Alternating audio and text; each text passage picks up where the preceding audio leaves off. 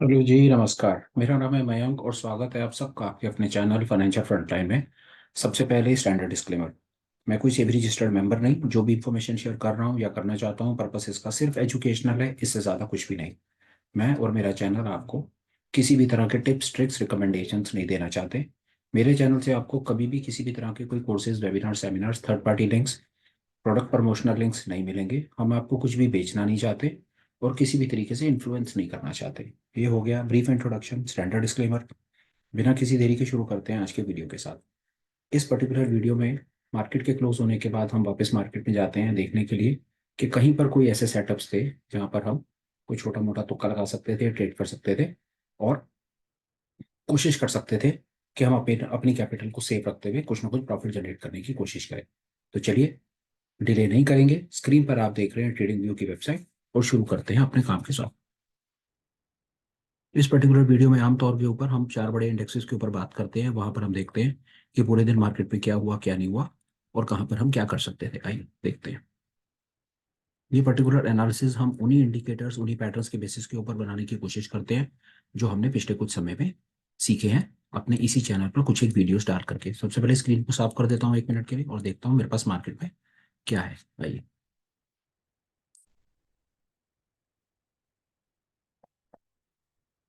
Fractal alligator के setup के हिसाब से 1 मिनट के लिए बात करने की कोशिश करेंगे। देखते हैं क्या हुआ क्या नहीं हुआ सारे दिन में।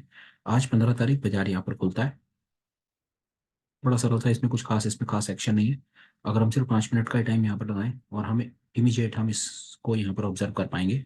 बाजार खुलता है ऊपर, उसके बाद नीचे, ऊपर एक फ्रैक्टल बन जाता है, नीचे जाता है, नीचे फ्रैक्टल बन जाता है। पहले बाजार नीचे, फिर बाजार ऊपर, फिर नीचे कहीं पर कुछ नहीं और फिर ऊपर और फिर यहाँ पर 1:15 बजे के आसपास में एक छोटा सा यहाँ पर अपने को ब्रेकआउट मिलता है। यहाँ पर हम एक लॉन्ग पोजीशन बना करके छोटे से मूव को कैप्चर कर सकते हैं। लॉन्ग पोजीशन बनाने के लिए हमारे पास दो तीन तरीके हो सकते हैं। हम नेकेड कॉल बाय कर सकते हैं, जिसको हम कभी भी सजेस्ट नहीं करते, प्रेफर नहीं करते, ट्रेड नहीं करते। अपनी तरफ से पूरी कोशिश करते हैं कि नेकेड ऑप्शन बाइंग से बचा जाए। दूसरा, फ्यूचर को बाय करके किसी न किसी तरीके से हेज कर सकते हैं। पर ऑल इन ऑल मेरी समझ कहती है, वो भी ऑल इन ऑल जो हमने लास्ट वीडियोस में समझा, कि अगर हम फ्यूचर को किसी तरीके से हेज करने की कोशिश करते हैं पुट के साथ में, लॉन्ग, अगर फ्यूचर को लॉन्ग करा और उसको पुट के साथ हेज करने की कोशिश करते हैं, तो वो भी ultimately naked call option buying ही होता है, इससे ज्यादा कुछ नहीं होता। तीसरा काम की चीज हम ये कर सकते हैं, यहाँ पर हम एक कॉल स्प्रेड बना सकते हैं। मतलब एक कॉल को खरीद सकते हैं, नियर कॉल को खरीद करके आउट ऑफ द मनी, थोड़ी सी out of the money call को सेल कर सकते हैं, और एक बुल कॉल स्प्रेड। बड़ी बुनियादी बेसिक स्ट्रैटेजी है।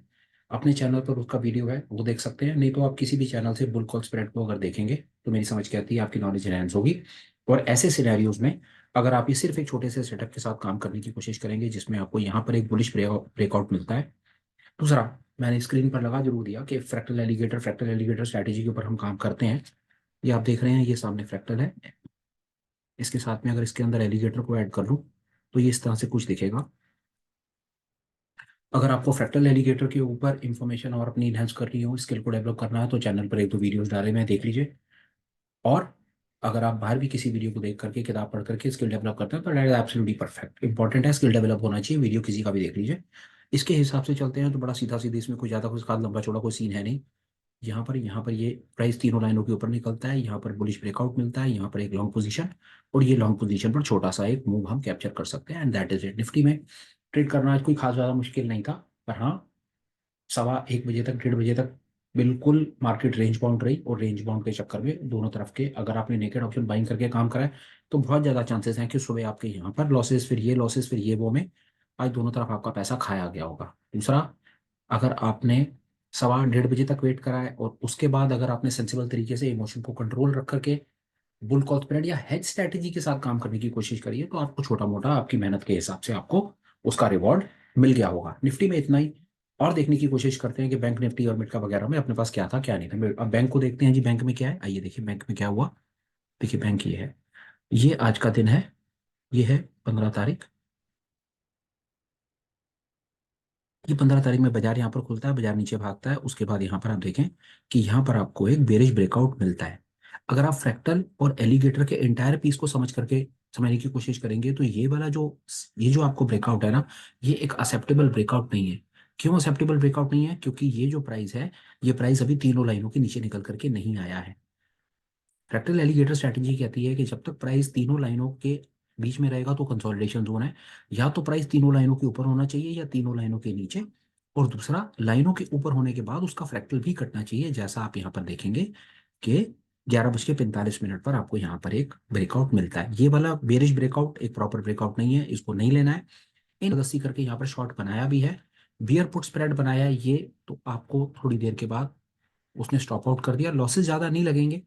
पर हाँ, अगर इस पर्टिकुलर इस जगह पर आप इसको अगर अवॉइड करें तो सेंसिबल होगा। हाँ, अगर आपको ये तीनों लाइनों के नीचे ये वाला अगर फ्रैक्टल ब्रेकआउट आपको मिलता तो ये एक्सेप्टेबल था, क्योंकि ये जो फ्रैक्टल है ये एलिगेटर की तीनों लाइनों के नीचे बन रहा है। उसी तरह से इसको देखिए, ये जो फ्रैक्टल है ये प्राइस तीनों लाइनों के ऊपर है, जो फ्रैक्टल है वो तीनों लाइनों के ऊपर है। यहाँ पर आपको एक बुलिश ब्रेकआउट मिला, और बुलिश ब्रेकआउट के बाद आप अपने रिस्क एपिटाइट के हिसाब से जो आप ठीक समझे यहाँ पर आप एक बुलिश पोजीशन बना सकते हैं, ऐसा मेरी समझ के अंदर। मार्केट में बैंक निफ्टी में ट्रेड करना आज के दिन में बिल्कुल मुश्किल नहीं था।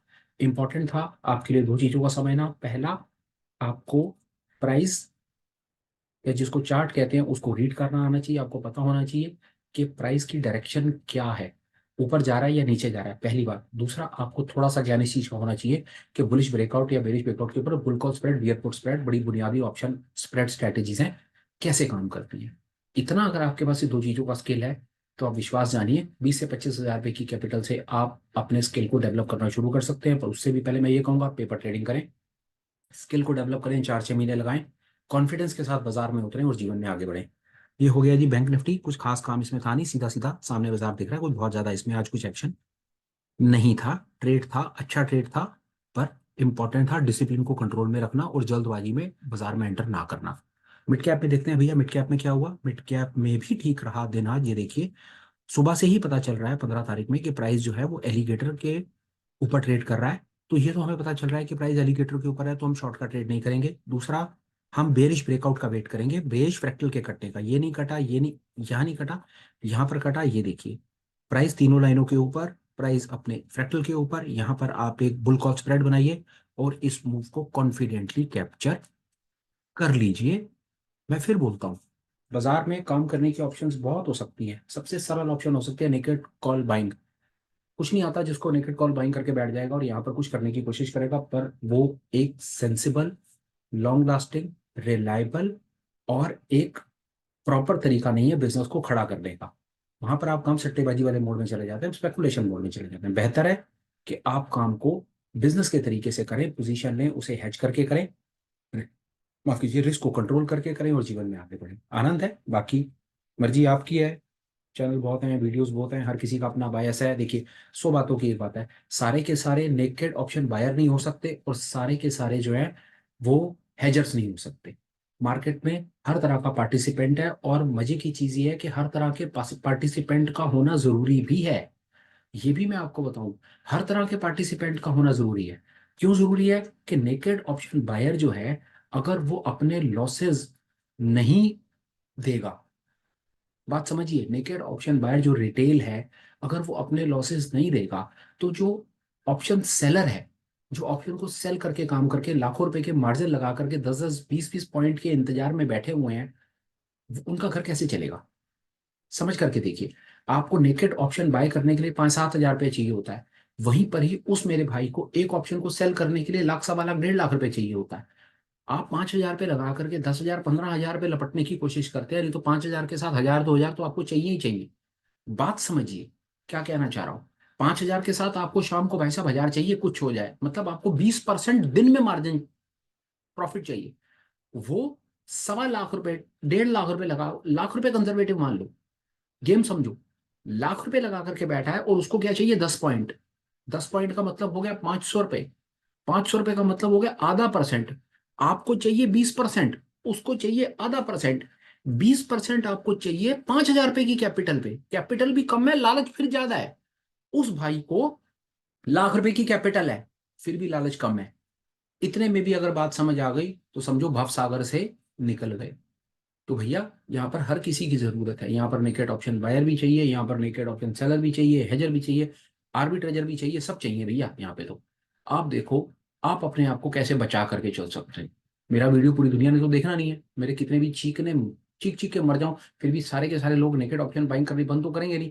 अच्छा है ना, करो नेकेड ऑप्शन बाइंग। जब तक आप लोग नेकेड ऑप्शन बाइंग करते रहोगे तब तक जो नेकेड ऑप्शन सेलर हैं या जो सेलिंग स्ट्रेटेजीज बना करके 10-10 20-20 पॉइंट हौले हौले हौले हौले अपनी कैपिटल पर इकट्ठे कर रहे हैं, वो फल फूल जाएंगे। आप और हम तो बाजार में भेड़ बकरियां हैं, हमारा काम है स्लॉटर होना, इधर से भी उधर से भी हमारा बेड़ा गर्क होना है। चलो फिलहाल बहुत हो गया, आगे देखते हैं।